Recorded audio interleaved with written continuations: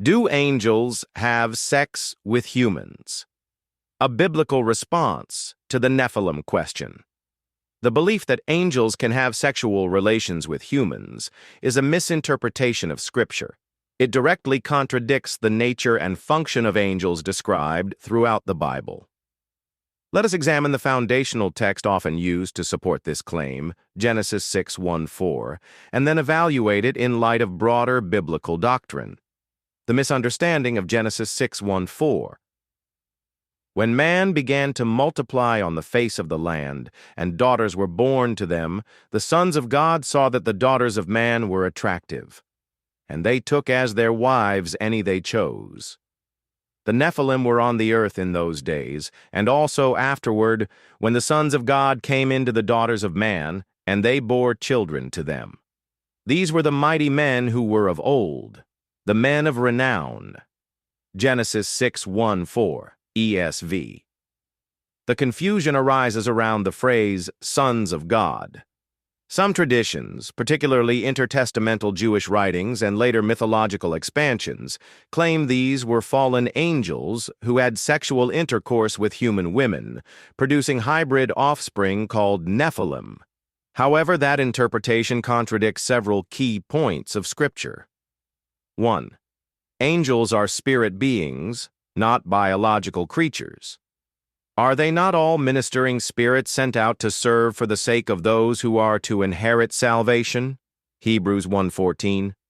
Angels are spiritual beings, not material organisms with DNA or reproductive capability.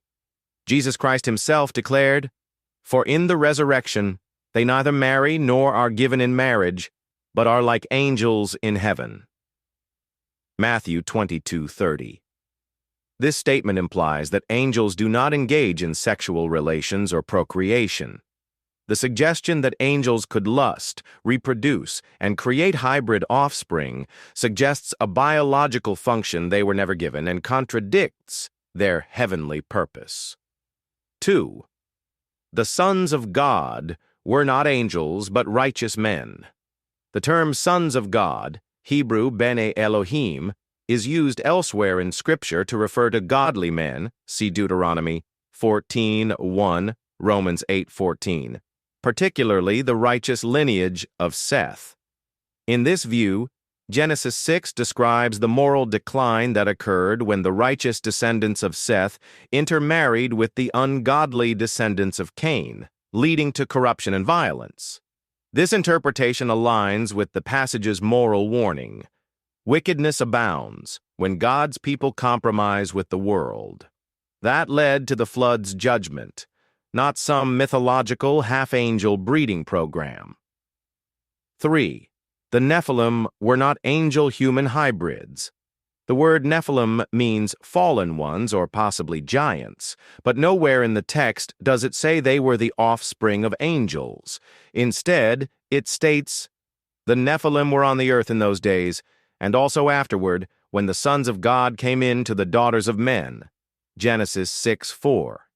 This implies the Nephilim were already on earth before the so-called unions and continued to exist afterward.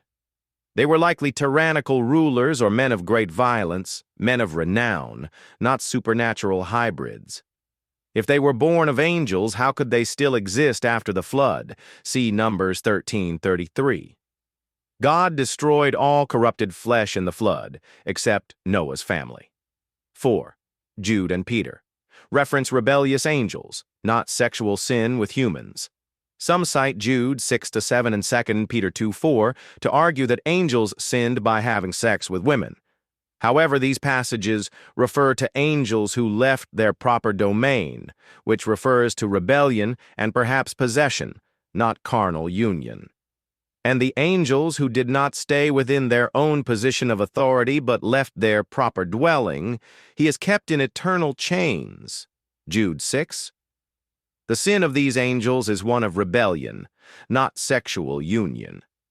Jude's next verse compares their rebellion to Sodom, a city that sought to violate God's order, not produce hybrid children. To leap from rebellion to breeding with humans stretches the text beyond its purpose. A dangerous distraction. The idea that angels can have sex with humans stems not from Scripture, but from extra-biblical myths, Gnostic teachings, and pagan traditions. It leads believers away from the core truths of the Bible and promotes spiritual sensationalism. The Nephilim were not half angels. They were violent, rebellious men who represented the culmination of moral collapse that preceded God's judgment through the flood. The true lesson of Genesis 6 is not about angelic breeding, it's about human rebellion, spiritual compromise, and divine judgment.